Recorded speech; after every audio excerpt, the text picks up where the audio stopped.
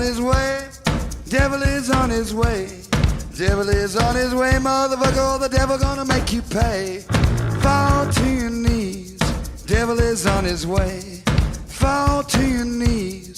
Devil gonna make you pay. Fall to your knees. Devil is on his way. Motherfucker, he's on his... Mountain Murders is an Appalachian true crime podcast. Listener discretion is advised. The show contains graphic language and depictions of violence. It may not be suitable for all audiences. We say fuck a lot. Hey guys, welcome back to Mountain Murders. I'm Heather. And I'm Dylan. How are you, Dylan? I'm doing wonderful. It's been a while. It's been a few days. Yes, how are you doing, my love? I am fantastic. Wow, that's great. I'm actually a little tired. We had a busy weekend. Yes, we did. We had lots of fun hanging out in Knoxville. We love Knoxville. Yeah, they had a great punk flea there at Mill and Mine. Is that right? Yes, exactly. And had a lot of fun. Saw some great live music. Man, we saw this one band. They are from Nashville, Tennessee, called Waxed. They were fucking rad. Yeah, and this was like you buy basically get in for free, $5 for a band, so you can get a beer or two. A wristband. And they were $3 beers. I mean, of all kinds. This was a great price, and that is how they paid the bands. And so you're catching all these bands basically for free. It was great, right? And these guys were so good that I was like, if I'd paid $50 to like go to a show and see them, I would be so pleased right now. So many good bands. They were probably my favorite of the ones we were able to check out. But we had a great day, got some really fun art. Yes, we found different handmade items. Yeah, they had a great little setup there, and we'll go again. But we love Knoxville. Anytime we get a chance to creep over the mountain and hang out in Knoxville, we take full advantage. It's a really fun town. Yes, and I would like to mention today's sponsor of Mountain Murders, our new patron, Natalie. Hey, Natalie. Yes, we met her at our live show. Oh, I go way back with Natalie. Oh, well, I met her, and she is a lot of fun and a great person. Yeah, so thank you so much for joining us at patreon.com/Mountain Murders Podcast. The rest of you, hey, if you're a listener, you like the show, you want some bonus content, ad-free episodes, want a link to join our Discord chat, join us on Patreon. Dylan, are you ready to get into today's case? Yes, I'm ready to dive straight in. On September 26th of 1995, between somewhere around maybe 8-9 p.m., 43-year-old Virginia, known as Jenny Jackson, arrived with her Irish setter in a taxi cab to Bronco's Bar, located in Dixon, Tennessee. That sounds like a fun bar to hang out at. Broncos? Yeah. Yeah, you would be right. It looks really fun. Dixon, if you're unfamiliar, is part of the Nashville metropolitan area. It's a small community with around 15,000 residents. So a lot of people who live in Dixon will commute into Nashville. Oh, I always hear great things. You promised to take me to Nashville, and I always hear great things about Nashville, how it's a lot of fun. And a fun fact about Dixon, actually, my aunt lived there when I was younger, and I got to spend my 21st birthday in Nashville. How did that go? Well, it was a good time. Do you remember it? Some parts of it, yeah, but my mother has lots of photos. Because actually I went out with my mom, my aunt, and her husband. Ooh. To like downtown Nashville. Living on the razor's edge there. Yeah, it's really fun. But Dixon, it's a nice little town. Kind of reminds me of like where we live, a little small town. But you did get a lot of the commuters. It's a little suburb of Nashville. So anyway, on with our story. Jenny had spent her whole life in Dixon. She was born to Margaret and Dr. William Jackson. Jenny had 6 siblings. Dr. Jackson, this is pretty cool, Dylan. Her dad had founded the Goodlark Hospital in 1958, along with his 2 brothers. Wow. William's older brother, L.C., had started a medical clinic on Main Street in 1946, but a decade later, by 56, the practice had grown so much, they purchased land for a larger hospital. The Jackson brothers built Goodlark Hospital, which held 176 beds. It was purchased in the 90s by Columbia HCA, which is like Healthcare of America, I believe. and is now Horizon Medical Center, which still stands today. So he started a private practice, doctor, and it grew into a hospital. Well, her uncle started the private practice. Her father, her other uncle, there were three brothers. They all kind of went into practice together. And so it was the three of them who decided to expand and build a hospital in town. Wow, I mean, I think that's a certain sign of being very successful. Yeah, and just bringing that kind of medical care to the small community, and it still stands today. I mean, that's some pretty cool history for the family. So Jenny's from a prominent family, and she enjoyed life's privileges. Jenny attended cosmetology school, becoming a beautician, but her career was short-lived. Jenny was an alcoholic who couldn't seem to get her life on track. She suffered from mental health issues such as depression, having been hospitalized several times beginning in 1978. So by 1995, Jenny had two kids, a 20-year-old daughter and a 16-year-old son. Her children had spent most of their lives with Jenny's mother, Margaret, or in the care of her sister. So Jenny lived on her mother's 300-acre farm on the outskirts of Dixon. Though she wanted to be a good mother, Jenny's battles with alcoholism often got into, kind of in the way of parenting for her. Now, at this point in life, Jenny had learned when things were good, she could come around her family, but when they were bad, she just often would stay away. Well, and many people struggle with these types of, be it substance or mental issues. And sometimes, if you are in the depths of that, it is best just to stay away and let your kids be safe with someone else and quit bringing your chaos around them. Well, though Jenny was known to stay with friends or maybe go on like a bender, for lack of better words, she always kept in touch with her family. Jenny regularly took prescription medications for depression. She did once overdose on Soma and was pronounced dead. Oh my God. Now, in an interview, Jenny's daughter admits that life with her mother was far from idyllic. Jennifer said, quote, "Despite all the issues, I know she loved us and she wanted to be a good mom." When Virginia, or Jenny, entered the Bronco Bar, Jackson was carrying a large purse and a pillow into the bar, and I'm going to assume this pillow was possibly for her Irish setter. Okay. Like maybe she was going to put the pillow down, let the dog chill while she had a couple of drinks and socialize. Yeah, what's really unfortunate for Jenny is if she does abuse alcohol, drinks very often, and then she is trying to take medicine. Like, I've never seen any medicine that's like take with alcohol, right? It always either lessens the effects or actually can be dangerous. So, anything she tried to take to improve her depression or anything like that, the alcohol is always going to either make it ineffective or create a dangerous cocktail. You're right, Dylan. I hadn't even, thought about that. Now, Jenny ordered 2 beers and she chatted with the bartender, a woman named Carol Owens, as well as some other bar patrons. Now, by closing time, only Jenny, Carol, and another patron named Jerry Ray Davidson were left. Davidson was sitting kind of quietly by himself at the bar drinking a beer all night. And although at one point Jenny had sat next to Jerry, the pair didn't converse and they didn't have any known acquaintance before this. So they weren't known to mingle or be friends. No. So by closing time, Carol Owens tried to call a cab for Jenny, but the company, because this is a small town, they didn't have a lot of taxi services, and this was like pre-ride sharing type of thing. She tried to call, the one cab company in town, but the company was already closed for the night. Around 11:30 p.m., Carol Owens said she would give Jenny a ride home, but Jerry Davidson said he was going in the direction of her home. Jenny followed Jerry out to his red pickup truck with her dog, carrying her purse and that big pillow. This was the last time anyone would see Jenny Jackson alive. Well, we live in an area like that where up until recently there wasn't ride share here till recently, but there's that one cab in town and they show up in like the 1972 LTD or some shit.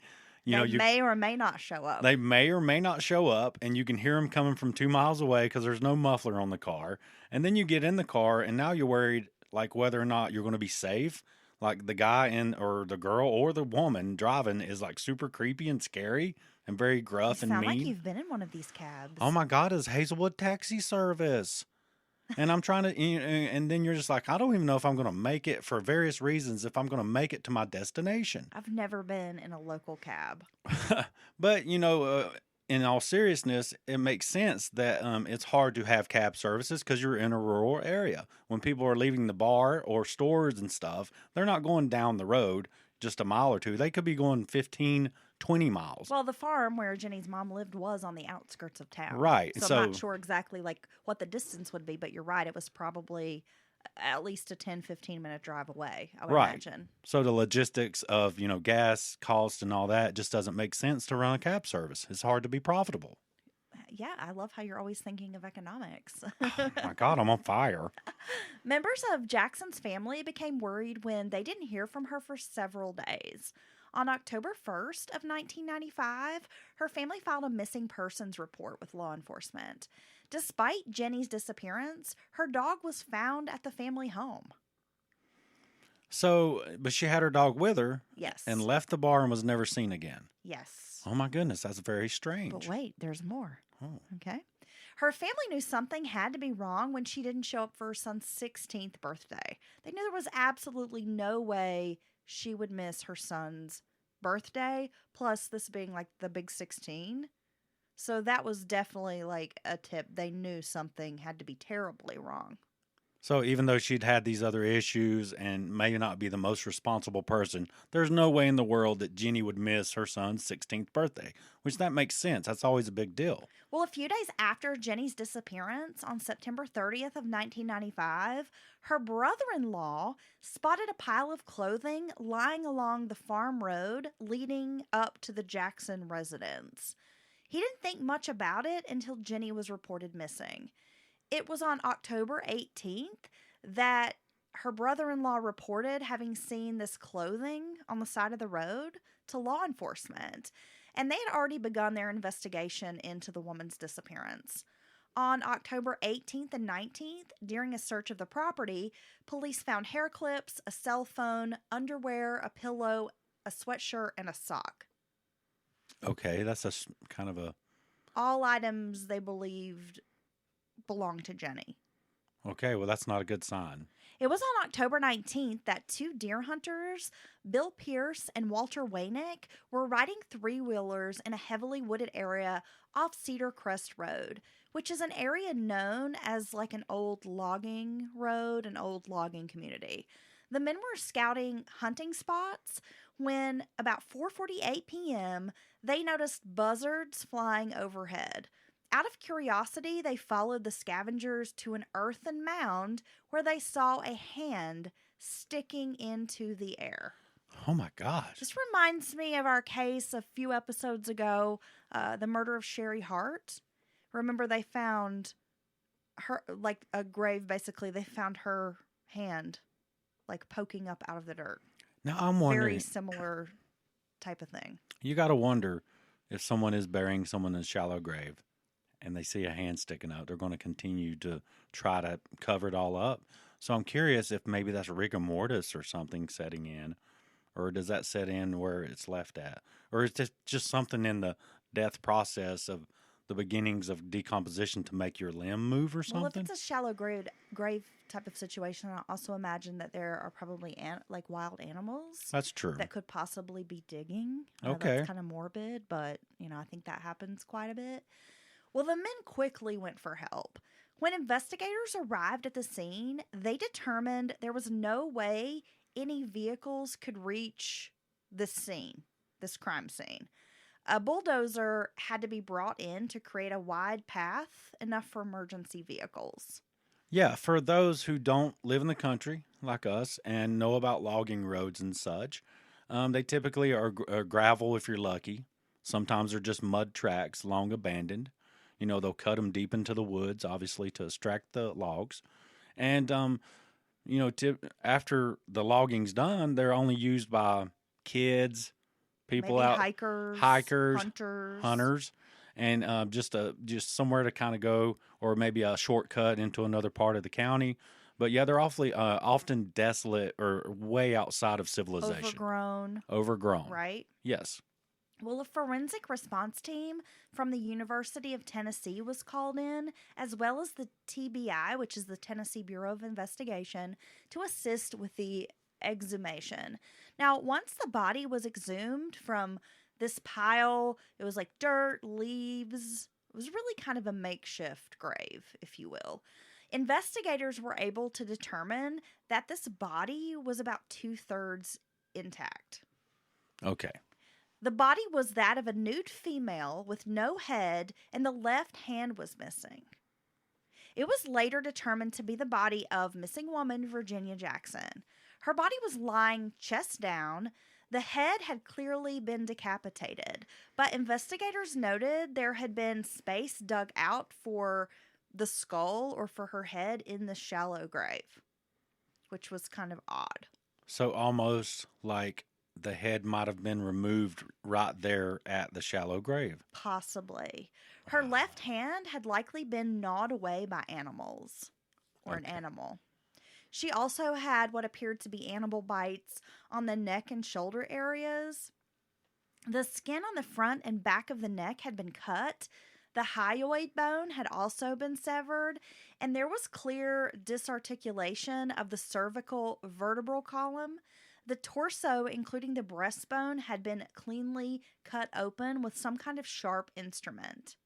The incision from the had been from like the sternum to the navel, which left the internal organs exposed. My God. Several superficial cuts were made to soft tissues near this larger incision. A toxicology report would later reveal that Jenny had alcohol and Prozac in her system. An autopsy would determine that she had died within 24 hours of leaving Bronco's bar. With the decomposition, they estimated she'd been dead somewhere between 4 to 6 weeks. A cause of death couldn't be determined, but the examiner said her manner of death was definitely homicide. Well, yeah, her head's gone, and it sounds almost like she's being prepared for an autopsy with these types of incisions all the way down her entire front. And It's very gruesome. Yes, it's horrible. This is a very brutal murder. No one should be done like this, and their remains disrespected to this degree. No one, no one innocent. No one short of a child molester. Sorry. That's okay. Yeah, just the pedos. We'll cut them wide open. Fuck them. Jenny was described by everyone who knew her as friendly, fun-loving, and very trusting of people, almost to a fault. But who would want her dead? She was the kind of person who never met a stranger. Everyone said Jenny was really open and generous. Investigators had already begun questioning Carol Owen and other patrons at Bronco's bar. Carol Owen had mentioned that Jerry Ray Davidson was the last person who had been with Jenny before she had gone missing. And Carol had pretty quickly told investigators, like, Jerry, he's this guy who comes in, here's the deal. So here's some facts about Jerry Ray Davidson, or I'm not going to say here's some facts. We'll get into that in a minute. But there were facts about him that were raising eyebrows with investigators.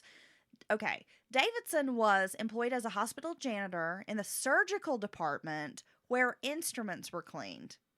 Oh. So that's kind of the first red flag for investigators. Well, yeah, you have these remains that have been cut with a very sharp, precise instrument. Right, okay. Yet, he had failed to show up for work after September 26th. Until this point, Jerry Davidson was an exemplary employee. He had a great work record. In addition to this information, his mother, Gladys Davidson, had filed a missing persons report on her son Jerry on October 2nd of 1995. So just days after Jenny had gone missing. He had failed to return home for 3 weeks following the woman's disappearance and subsequent murder. Mrs. Davidson withdrew the report on October 8th when her son finally gave her a phone call. Carol Owens saw Jerry on October 9th at Bronco's bar. She had not seen him in the days following Jenny's disappearance. When she finally did see him again, she confronted him about where he had dropped off Jenny Jackson. He He told her that the woman had been dropped off at a Kroger grocery store, and Jenny's car had been found in a parking lot in the area of the store located off of Tennessee 70. Now, on the same day, a Dickson County detective, this is the same day that Carol Owens happens to see him in the bar and is asking him, what the hell did you do with Jenny? There's a Dickson County detective who happens to stop by the bar to interview Carol Owens again. And while he's there, catches Jerry Davidson having a beer. Oh. Davidson was questioned for several minutes, in which the officer noted the man appeared nervous and distracted. Davidson soon left after his conversation with the detective ended. Now, when the detective attempted to follow up with Davidson, he couldn't be located. It was on October 18th, after they find Jenny's body, that a search warrant was executed for Davidson, his residence. Now, he shares this home with his mother. So basically, he lives with his elderly mother. As many of these creepy monsters do. And we'll get into why he lives with his elderly mother in a minute. So, during the search of his home, they find a 20-gauge shotgun shell that, was just kind of found around. And they would learn that that is matched to a shotgun that Davidson carries in his truck. But, of course, at the time, they don't know he carries the shotgun in his truck. They just find the shell. Well, and it leads them to believe that there is a firearm somewhere. Exactly. Other witnesses started to come forward with information regarding Jerry Davidson. So after Jerry had phoned his mother on October 8th, he returned to their shared home where he picked up a camper shell for his pickup truck. Days before, on October 4th and 5th, 1 week after Jenny's disappearance, a woman named Melinda Jones had seen a red truck matching Davidson's slowly driving down Old Yellow Road in Dickinson County. The witness saw something in the truck. It was in the passenger seat, Dylan, and it was tightly wrapped like in a white sheet or something and sat about as high as Davidson's shoulder while he was driving. Oh, damn. Yeah. Melinda saw the object fall on this driver's shoulder as he is slowly cruising by her house. She sees it, catches her eye because it's really weird.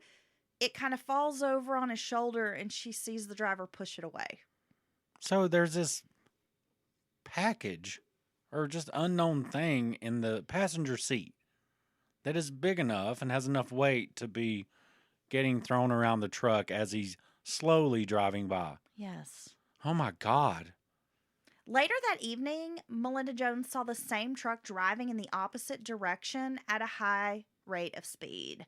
Now, keep in mind, Dylan, Jackson's body was found about 1.5 miles from Melinda Jones's home. Also, Davidson had entered Kim's One-Stop Market not far from Jones's residence sometime between October 2nd through the 6th.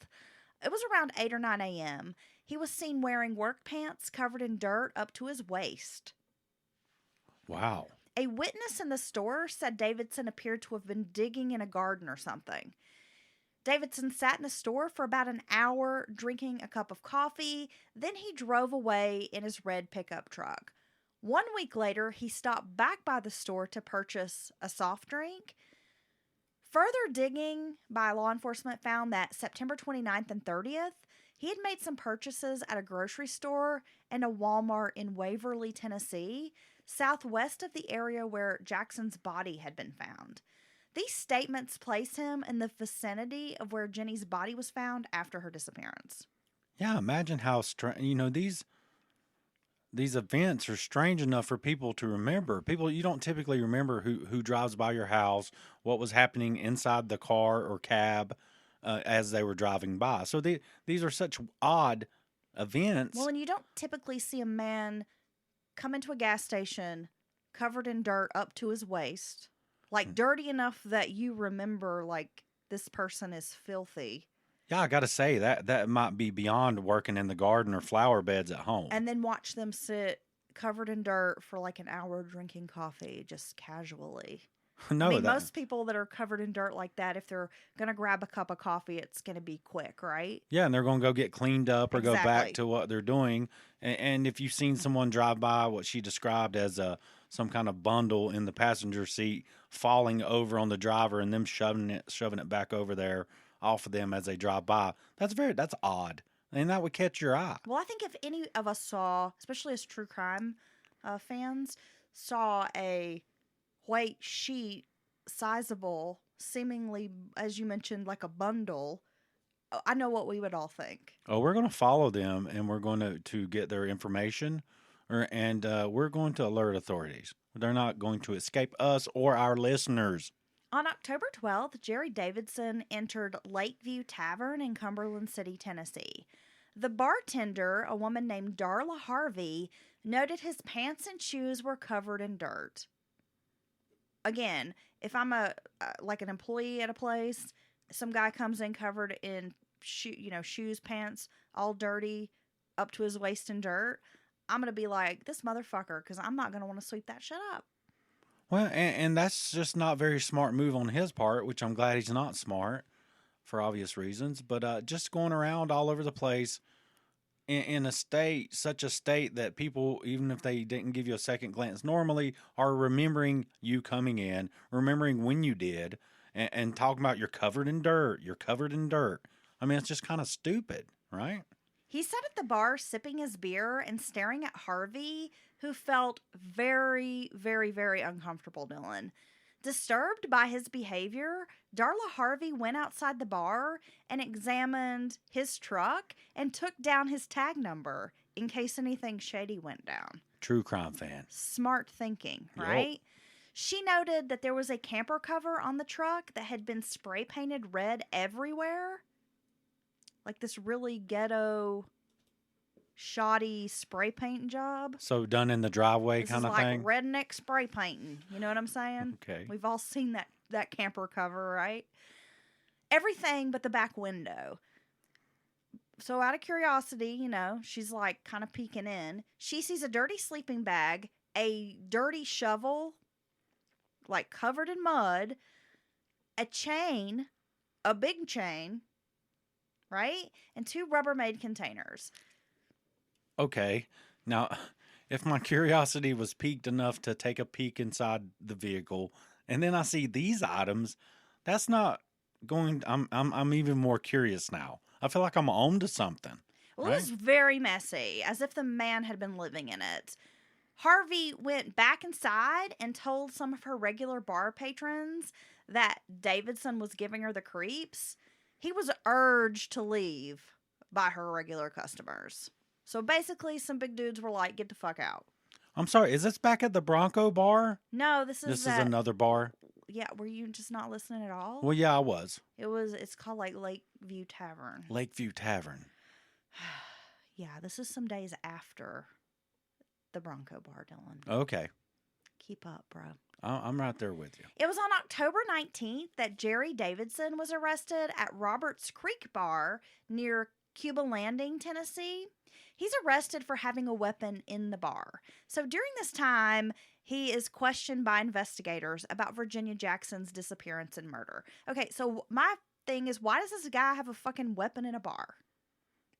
Why doesn't he get a 6-pack to go, like from the store? Like maybe don't hang out on bars right now. When it keeps like creeping out these female bartenders, and obviously he's in this one, like waving a weapon around or something? Yeah. Enough that the police get called? Guy's a weirdo. Now, at first, Jerry denies giving Jenny a ride at all. When Detective Eads, who'd questioned him earlier at Bronco's bar, he's the Dixon County detective kind of working this case, he joins the interrogation, starts asking Davidson all these questions, and so Davidson like changes his tune because he recognizes this detective. He knows, well, I can't bullshit this guy. He knows I was with her. Yeah, he already knows. Right. Yeah. So Jerry admits to giving the woman a ride, but stuck to the story that he had dropped Virginia off at Kroger parking lot before driving to Nashville. He claimed he had gone into Nashville until about 3 or 4 a.m., then returned home a few hours later, and then drove to East Tennessee. The detectives didn't tell Jerry Davidson that Virginia's body had been found. When officers asked him to speculate what might have happened to Jenny, Davidson said, quote, "Maybe somebody got her and chained her up to a tree." Oh my God, really? Yeah. Well, for one, that's a very abnormal statement, period. Right? And then you got people saying they've seen shovels, chains, everything muddy in his vehicle and things. So yeah, I guess these cops are like, what the hell? He also said they might find her with her head and hands missing. So they couldn't identify the body. Okay. Now, at this point, detectives inform him, well, we have found Jenny Jackson's body. Then detectives ask, what did you do with her head? That's when Jerry Davidson answered, I haven't told you I killed her yet. Yes, you have, bud. Well, a search of his home and truck yielded several pieces of evidence. On his person, he had that .25 caliber automatic pistol, a chrome knuckle knife with the blade open. Oh, I know exactly what that looks like. What does that look like? Well, it's got like the holes where your fingers go through on the grip, and I could be totally wrong. I'm no knife expert, but I feel like it's one of those big gnarly looking ones where you can stick your fingers through the holes, and then so your hand doesn't slip on the blood when you're stabbing someone. That's exactly what it looks like. Is it really? Almost like brass knuckles attached And you could to also a knife. punch someone with it. Yes, I've seen those for sale at the flea market. at the fucking flea market, dude. That's where I saw them. That's where you buy all your murder weapons. That's where you get all the weirdest knives. It's your murder weapons at the flea market. So the blade was open. He had on a pair of handcuffs, and he also had a box of .25 caliber bullets and live 20 gauge shells in his truck. Now the pistol was loaded and ready to fire. His truck was missing that camper top, but tires on the vehicle appeared to have been driven through mud and vegetation. Inside the truck, officers found more disturbing items. Dylan, get ready for this. This is fucking crazy. There was a metal chain attached to the driver's seat. Oh my God. He had installed this chain around the seat. So you could chain someone to the seat, basically. Yeah, that's fucking terrifying. Yes, that's very scary. A large portion of the headrest and the seat cushion had been removed or cut out. Inside, they found an Ozark Trails tent, 2 shotguns, another knife, handcuff keys, clothing, flashlights, and 2 cans of red spray paint. When they were searching the area around Jenny's shallow grave, some of the items they recovered from that scene, it almost appeared to be like there was a campsite by where she was buried. They found a box for the Ozark Trails brand tent, which matched the tent found in Davidson's truck. They found shell casings fired from the shotgun that matched the one in his truck. They found another knife. They found more handcuffs that matched the keys, the handcuff keys that were in the truck. This is all outside, like by the camp, this makeshift campsite. Okay. They found a toolbox, more cans, same brand, red spray paint. Well, I thought they found a toolbox with the name Jerry Ray Davidson on it. They found some clothing. I know I'm almost like, did his mom write his name in his underwear too? Because they found some more clothing. And they found 2 ATM receipts. Personal items belonging to Jenny Jackson were also found there. A pair of sandals, her billfold, another hair clip. Now remember, they found a hair clip on the road by her house. And she had been wearing several hair clips. Same hair clip that she'd been wearing supposedly this evening. She had gone to the bar. They found a hairbrush, a prescription bottle. Guess whose name was on the bottle? Jenny. And they found a cigarette case. Blood on the passenger seat and headrest were used for DNA testing. Now, according to a lab report, the DNA was consistent with Jenny Jackson. Of course, this is being tested in 1995, and they've definitely made some serious gains as far as DNA and forensic go, in the past 20-something years. But for 1995, as well as they could match it up, they were like, this is, This is Jenny Jackson's. This is Virginia's. I think in 95 that report would look something like it's the same type. Not much further than that, honestly, you know. Yeah, like this is like one It's out a- of 100 people. Yeah. You know, that kind of She had profile. typo blood or whatever, you know, it's the same type of blood as the victim has. Yeah, maybe a few other insights, but not very much more. And they happen to find this inside the truck where he has removed the seat cushion. Now, and the in this, headrest. oh, I'm sorry, in this evidence, they found stuff that connects him to multiple places. And Jeannie connects Jeannie to there. This campsite was a treasure trove, and his truck. I mean, what else do you need, honestly? And there's so much evidence, and such some strange things like, why do you have handcuffs, right? Why do you carry handcuffs around? Why is there a chain where you can chain people down or to your fucking seat? That is just so frightening to me. And then you got big chunks of upholstery cut out of your seat where you obviously like looks like you had a freaking body propped up in the passenger seat, right? I mean, this is amazing to a degree from an evidence standpoint, but it just makes you wonder what the hell this guy was thinking. Or not thinking, right? But even more troubling was what law enforcement had learned about Jerry Ray Davidson when they went into his background. Now, here's the part that pisses me off. He had a lengthy criminal record dating back to 1969. Okay, so pushing 30 years. Absolutely. On December 8th of 1969, a young couple was having car trouble when they happened to flag down Jerry Ray Davidson. He offered to give them a ride, but instead pulled a gun on them once he had them in his vehicle. Davidson then drove them to an abandoned barn where he tied up the male victim. He then tied up the female and attempted to sexually assault her. But it didn't go so well. Like, he was having problems. Couldn't make it happen. Luckily. He then placed her in his car and drove a few miles away and ran out of gas. Because he's a fucking genius. This fucking guy. If he wasn't such a monster, it'd be comical. It was when he attempted to flag someone down for help that the female victim was basically rescued and taken to safety. He was charged in January of 1971 and given a 10-year sentence for assault, battery, and attempted rape. Get this, Dylan. So he is charged, goes to trial, is sentenced in January of 71. In September of 71, Jerry escaped from prison. Oh my God. And was apprehended, shortly after. He was then, sent back to prison, was given another year to his original term for that prison escape. Then in April of 1975, the fucker escapes from prison a second time. Yeah, I mean, it's got to be in his record that he's a flight risk or escape prone or whatever you want to say. I mean, how do you why is he not going under lock and key in a maximum security, the deepest, darkest hole?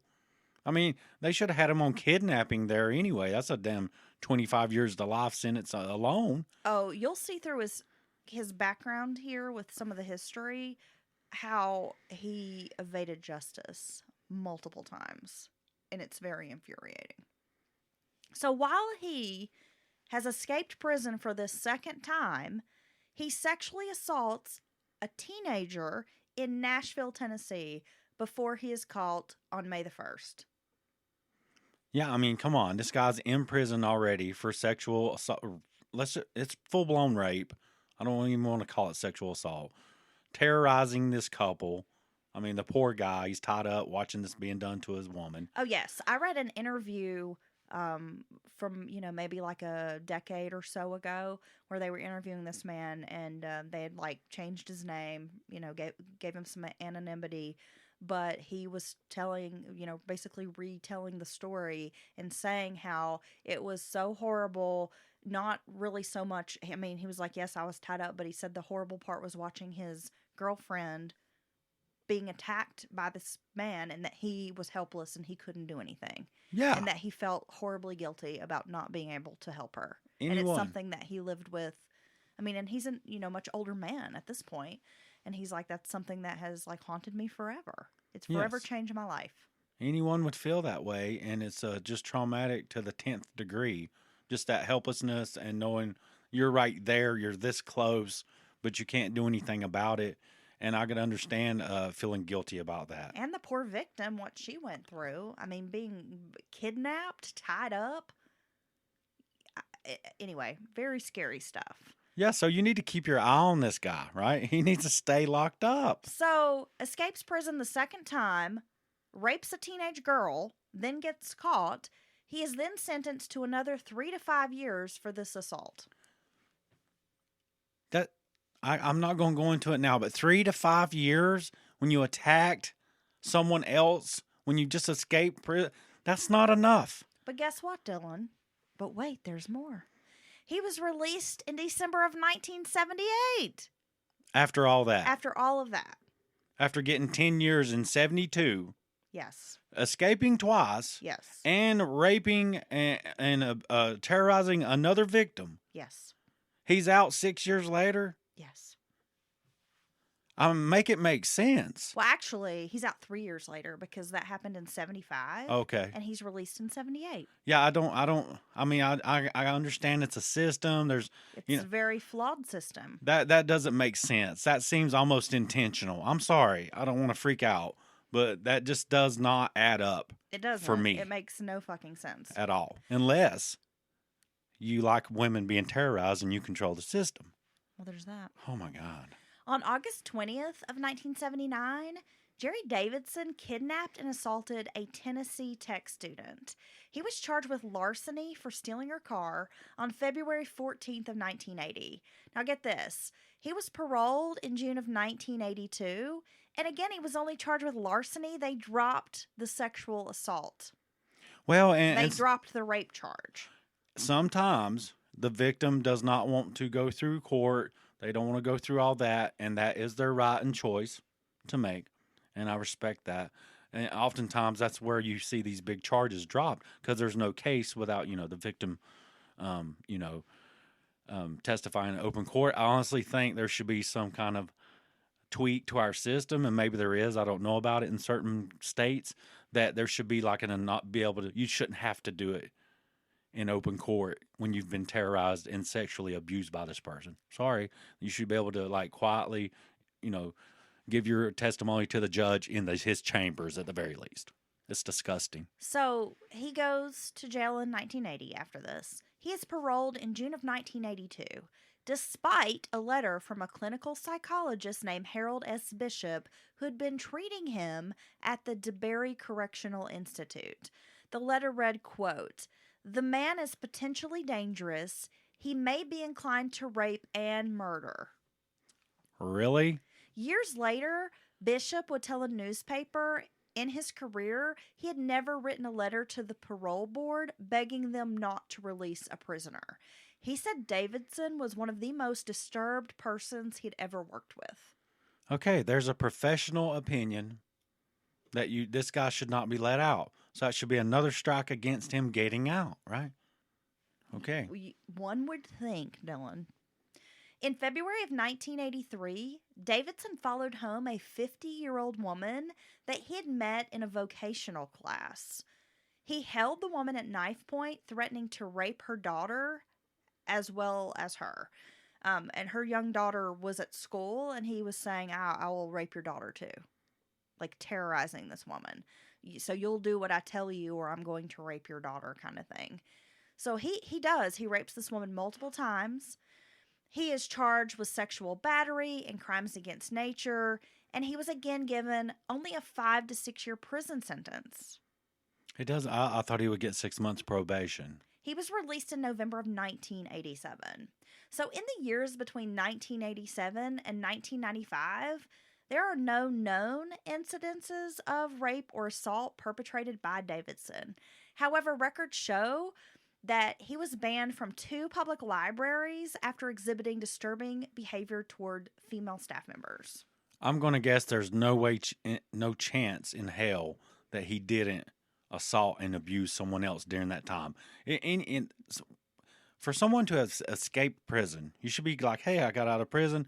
Let's keep it low, keep it low key and kind of chill. But for the first thing they do is get another victim. That just goes to show you that they have no interest in fighting these compulsions they have to do this type of thing. That's all they think about. So I think I would bet on it. He definitely had another victim. They were either killed or, didn't report it, or it was anonymous and they couldn't, track the guy down. And yeah, what do you think? I think there's no way he goes years without hurting someone. I lean toward that same theory. Okay. That there are probably victims between 87 and 95 that we just don't know about for whatever reason. Because you're absolutely right, Dylan. A person like Jerry Ray Davidson has no self-control. And he doesn't want to stop. Now, little is known about Jerry Ray's childhood. I do know that he lived with his grandparents for most of it, and he had no contact with his biological father. His mother, Gladys, has refused to comment, in great detail about his life. Gladys said that Jerry didn't finish school because he was always in trouble with the law. She said that Jerry was different from her other children. She had 3 kids, including Jerry, and that he was very different from her other children, and that she often worried he had mental problems. He was a middle son with an older brother named Tom and a younger brother named Verbin Eugene, known as Eugene, who was killed in Vietnam on April 15th of 1969, which was about 7.5 months before his first attack, when he kidnapped that couple. The death of his younger brother was very traumatic for Jerry. Gladys described her son's behavior growing up as detached. He was a loner who was, again, nothing like his brothers. He didn't have any friends. He didn't socialize. He just kept to himself. Very quiet. He spent some time in Central State Hospital for his various, mental health issues. In 1966, he attended a vocational school where he studied electronics and was considered an average student. Folks who knew Jerry from childhood said Gladys was the type of mother who allowed her boys to just come and go as they pleased. There was no discipline, no rules, that she just sort of didn't care what they did. Yeah, and unfortunately with a parent like that, I really do think, especially if it starts when the child's younger age and goes forward, it really leads these children to grow up into young adults who believe they don't have to follow the rules. In turn, they don't have to follow laws. You can't tell me what to do. And at the very least, they're rather selfish and don't care about other people's feelings. And obviously, worst case scenario, they're this fucking piece of shit. Well, and like I said, there's little known about his childhood, and his mother has only given little snippets of information to the press. Older brother Tom hasn't really discussed Jerry much with the press either.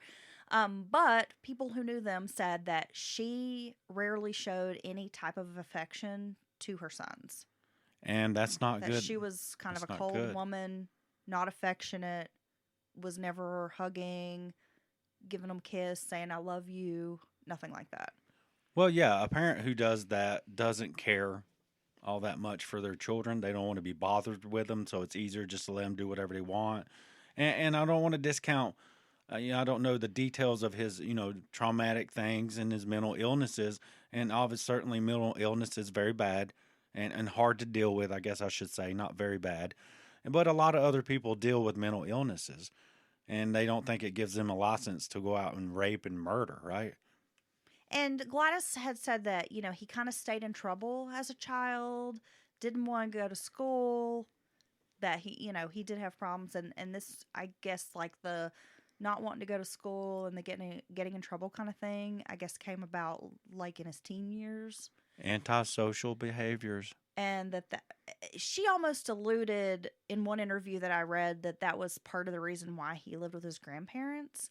But then other folks have described her as being very cold and maybe not so much interested in being a mother. So it could be that maybe she just didn't really want to be a mom. I don't know. Sounds like that could be the case. But he was not known to act violently as a child. Classmates, neighbors said he was never a violent child, but he didn't have a lot of friends either. Now, after his release from prison in 1987, Jerry moved in with his elderly mother. Gladys said her son rarely took care of her, and he never slept or took meals at the family home. Well, So he has to live with her because he's on probation, right? He's a sex offender. They got to kind of know where he is, probation officer, all that. But even though he's got this room at his mom's house and is supposedly living there, he's not actually staying there. oh, so She it's doesn't know where he was living or what he was doing. just kind of a cover for his parole at that point Yes. for them to leave him alone. Yep. Okay. She said he never took meals at the home, that when he would stop by, the only thing that he would ever consume from the house was like a soft drink. This is weird too, Dylan. He kept a padlock on his bedroom door at his mom's house. Well, so that's- she couldn't go in or out of his room. That's always a good sign. And, it's her house, right? And doesn't sound like she was a great parent, but still, it's her house. And I would just be like, especially my adult son or daughter come back, I'm like, hold up. For one, I'd be like, what are you hiding? Because I'm not going to go through your stuff and steal it, right? And maybe she has a history of fucking with his or messing with his possessions His or like something. Star Wars figurines. She's in there like playing with his stormtroopers. Yeah, Mom, have you seen my big heavy chain and my muddy shovel? Because I swear I left it right there by my bed. I was playing with it. Oh, I see. Yeah. Yeah, thanks. Stay out of my room, Mom. You want to know where your little Planet of the Apes doll is?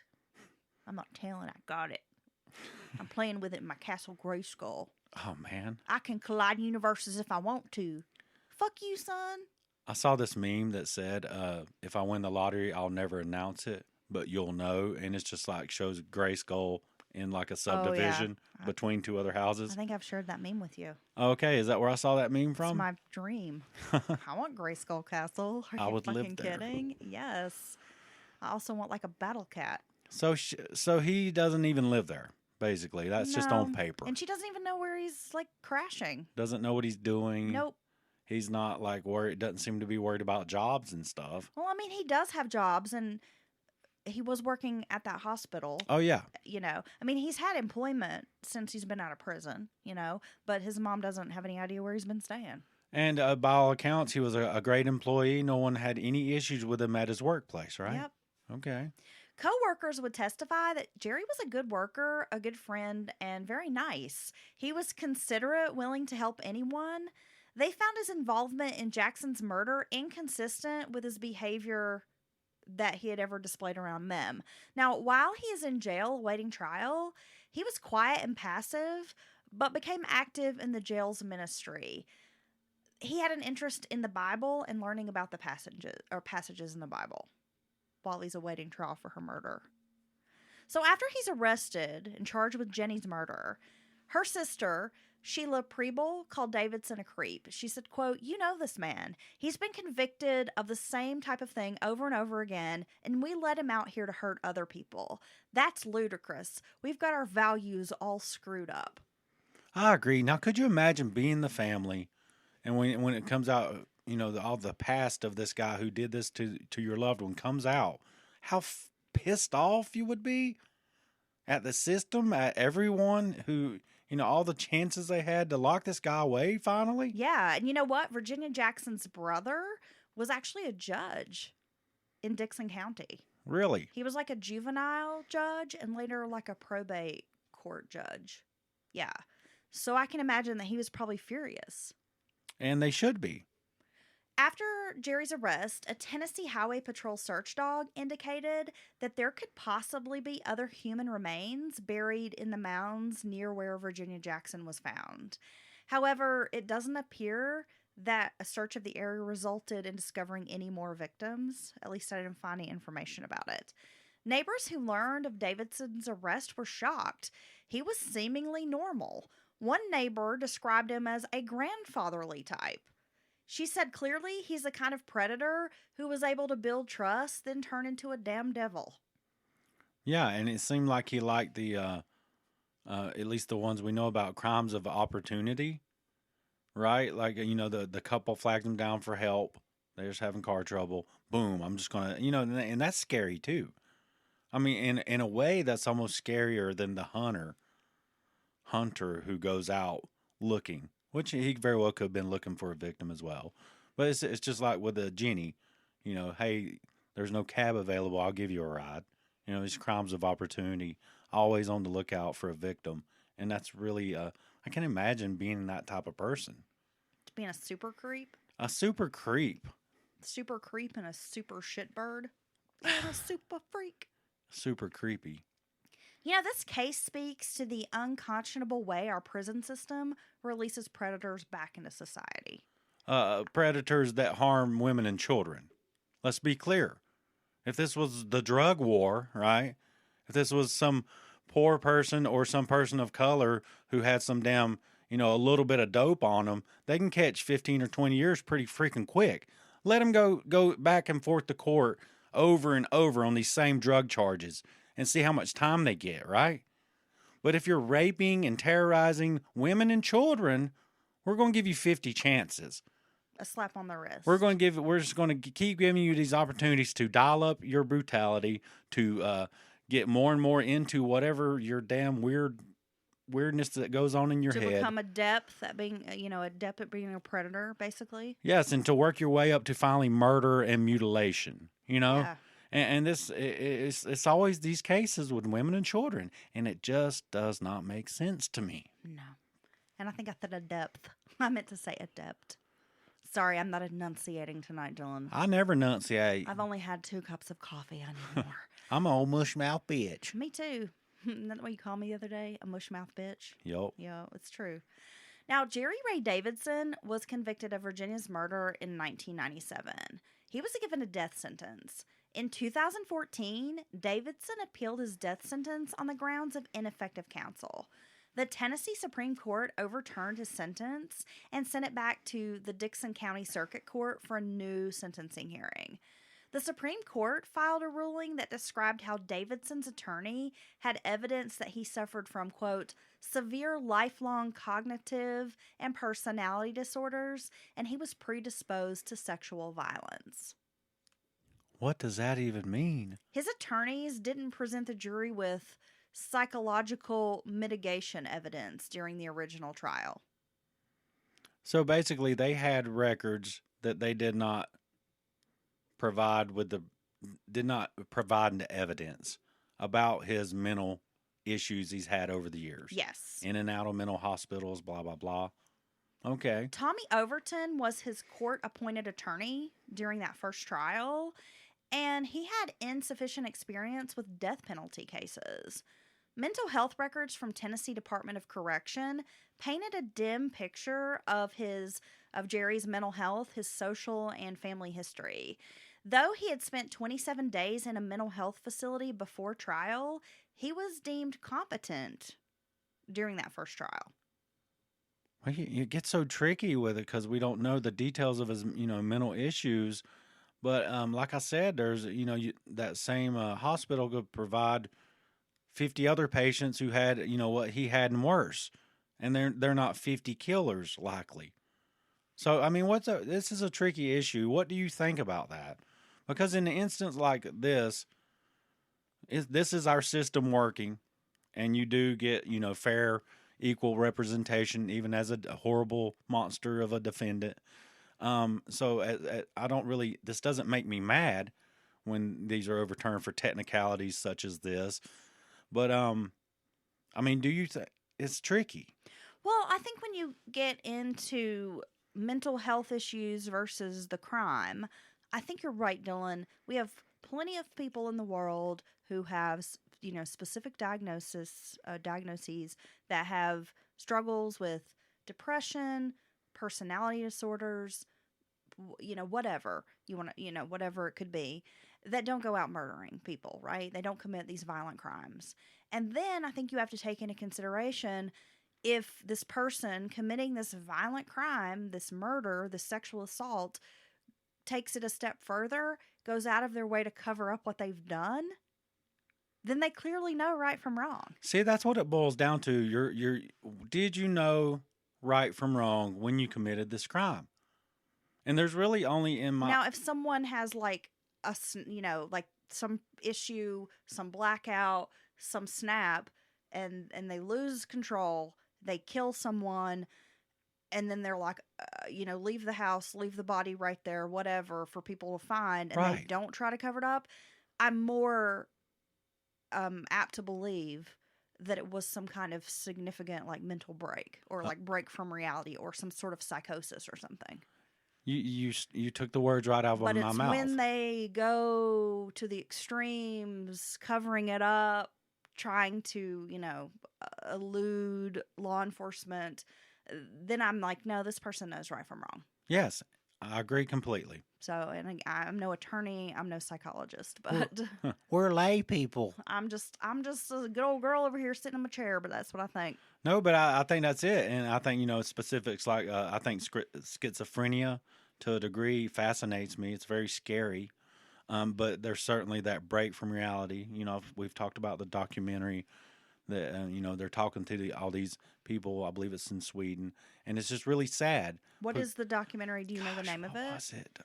Because you just say that documentary, and I know, and I'm I sorry. don't know, and our listeners definitely probably don't know what you're talking about. I'm so sorry. I don't remember the name of it, but I will report back on that on social media. But it's just so sad because they really didn't know what they were doing when they were doing it. And they did some of the most violent, horrible things to people they often cared about and loved. But I don't know. I'm not buying it with this guy, because he showed by trying to cover his tracks. He did a shitty job of it, right? So but yeah, so I'm just not buying that would change my opinion of him in this, whether or not the court, had that entered into evidence. So I don't know if I got to this because we've been chatting, Dylan, but he was given life in prison plus 20 years for kidnapping on the Virginia. So when they resentenced him, he was moved from death row and given life in prison plus 20 years for kidnapping. So now the man is in his 70s and he remains behind bars.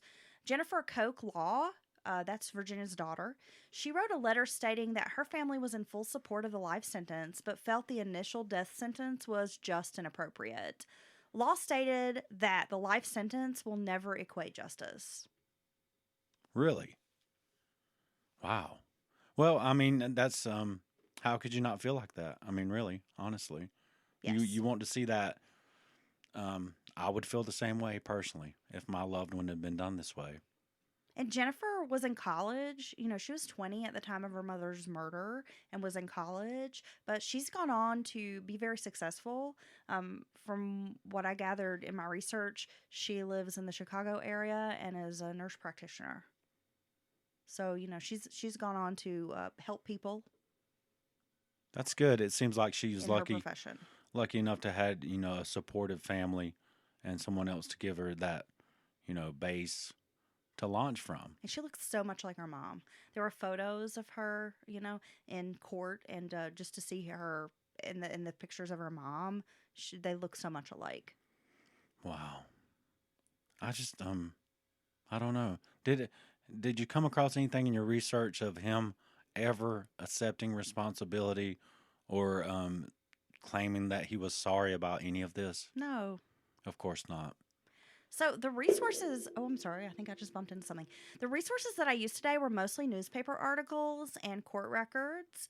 The Tennessean and local, there was one I think called the Leaf Chronicle, but it was all newspapers in Tennessee, and then the court records from the trial.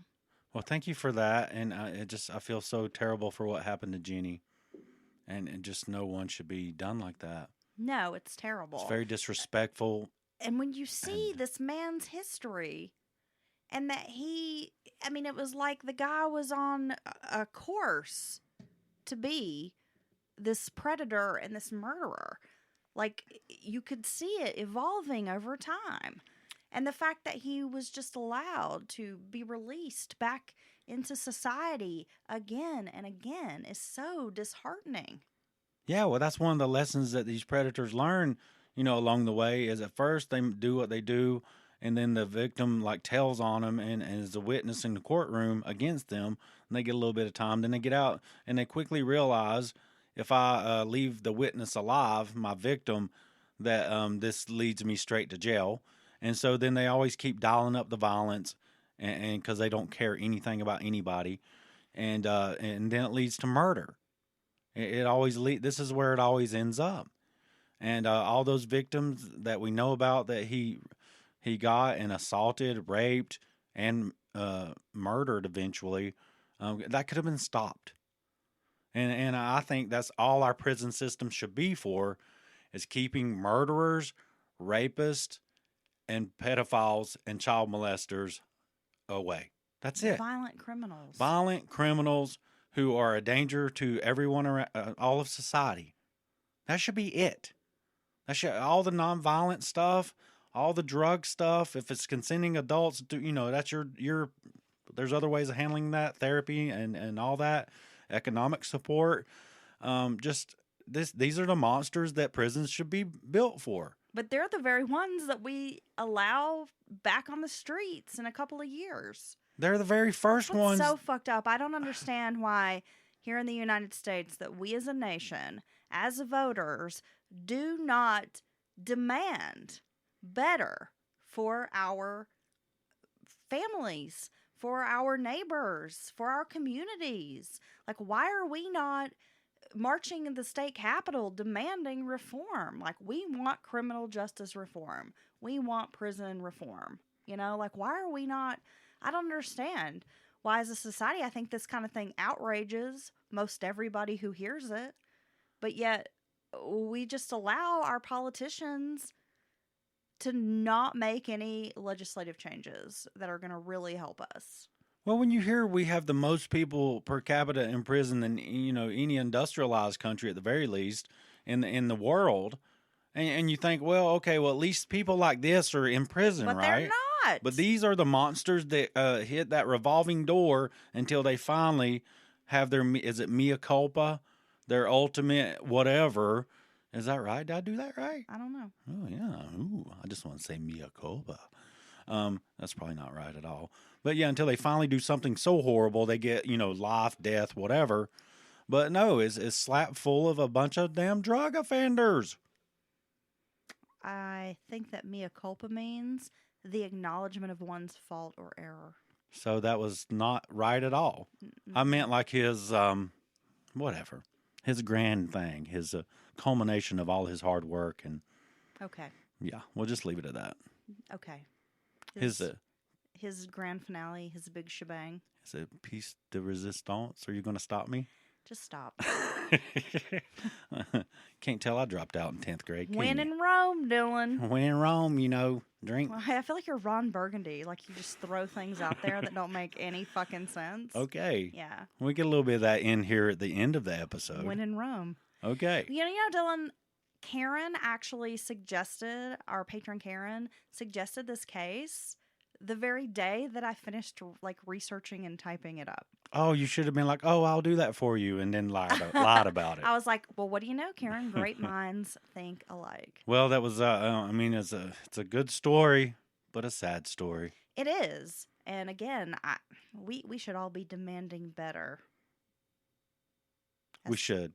This is ridiculous. We should demand better. This kind of thing is allowed to happen again and again. Oh. Well, Dylan.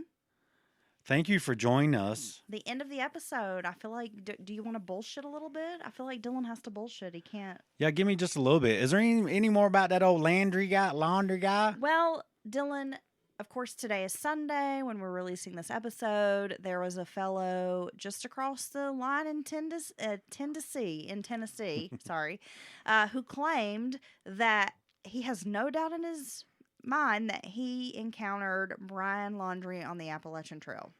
Oh, well, it's possible, but at a certain point, you got to wonder about the validity, and people may well believe 100% that they did see him, but as we've said before, he does have a generic look. I did a fence for this guy last year. Guy looks just like him. I mean, it could be his brother, and so maybe he did or didn't see him. But I would imagine that authorities surely have some people on the trail working from all the trail towns and heads, at least having a presence on the trail. Wouldn't you think? Well, I've actually seen some social media comments, Dylan, where folks are like, well, don't tell him that you're out on the trail looking for him. The thing is, if you're on the trail, Tell right? everybody. He's a danger to everyone he comes into contact Well, with. there's that, and if you're on the trail, you typically don't have contact with the outside world, It's right? true. You don't have a place to plug in your cell phone while you're hiking on the Appalachian Trail. It's pretty rural, Or and service. especially in this area where we live. So they thought that they'd seen him in North Carolina. Now they're saying that they've seen him in Tennessee. This is like remote areas, and typically, if you're hiking the AT in this area, you have to get a ride into town. So that might be a 15, 20, 30-minute ride into town. So anyone who's hitchhiking, they would be noticed. This is not the kind of place where he can easily escape, on foot. Like he can just catch a cab and get to the airport or the bus station. Right. I mean, these are not places where that's going to happen. No. So I think that if he is on the trail, he wouldn't know, maybe. I mean, he's probably would be out of communication for some days at a time. That's true. That's a good point. And I'll say one other thing about this. I did see people discussing, how Dog the Bounty Hunter kind of came out of the shadows and got in on this, saying that, he just felt compelled to do something, blah, blah, blah, that Gabby reminded him of his late daughter, I believe. That's what he said. Yes. But Dog also happens to have a new show coming out. So is Dog being a media whore right now and wanting to throw his name in the hat with this, nationally covered story? Or do you believe that Dog is genuine and just simply wanting to help capture this piece of shit, Brian Laundrie? Look, Laundrie. why can't Dog be both? Okay. Right? Bet. I mean, Dog's got a particular set of skills, right? Yeah, he does have a particular... He's like a Liam Neeson motherfucker, right? with an awesome mullet. I mean, well, one, his fashion sense, It's incredible. right? He's like the original Tiger King, but cooler. That's a good point. I think the Tiger King might have been biting a little style from Dog. Right? And the thing is, Dog is stuck to that style for all these years. Hell or high water. He has never updated. Like that is his look. That is his aesthetic, as the kids say. Dude, it's like punk rock meets cowboy meets It's like I look at Dog and think like biker guy. biker meets lifted boots. They're specially made to make him look a little bit taller because he's just little. Is he just little? He's super short. Well, that's okay. He does wear specially designed boots. Dylan, I don't like this height superiority that you have because you're always making little jabs at me, like, "Oh, you're just little. You're just little." You say it with the little. Little with a W. And you know what? Oh. I'm a perfectly normal adult-sized person. She says that, and she's sitting in a chair with her waddle foot up in the air. You know what? Stop up. She's kicking her wool foot. It's so cute. Look, my foot's only like an inch and a half or two above the floor. Oh, that's nice. But that's okay. I am 6 foot even, dead on. It's kind of weird how dead on 6 foot I am. Very strange. I think People 5'11". people are usually a little bit above, a little bit Probably more below. like 5'10". That's from your vantage point, how could you even tell? I could be, for all you know, I'm 8 foot tall from looking way down there. Do you want me to kick you in your soft shins again? No. Because I will. Okay, so So Dog has this particular set of skills, right? He's like fucking Liam Neeson or whatever. I mean, good for Dog. He's tracked down many a persons. he has. So, he's a little tracking dog.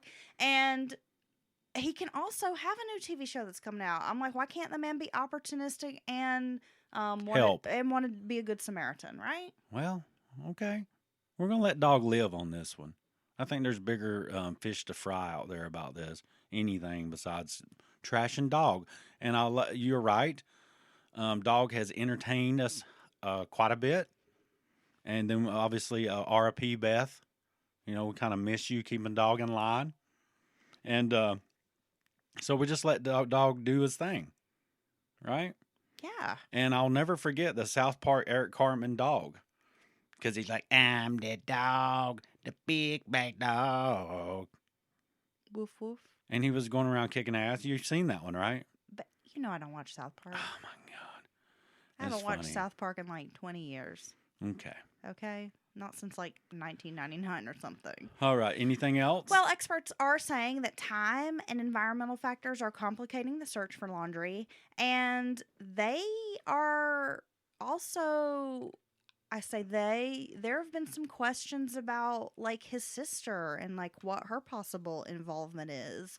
And now, of course, people are asking, could parents face obstruction and accessory charges?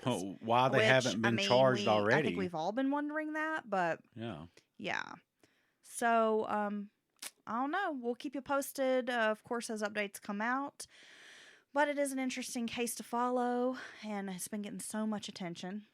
It has, and if only we could get that same attention for a lot of other missing persons cases. well, it's true. All the missing people cases. Well, they all That'd be deserve, impossible. They all deserve justice, and But they they- all deserve their time in the spotlight. They all deserve. We can showcase, and yeah.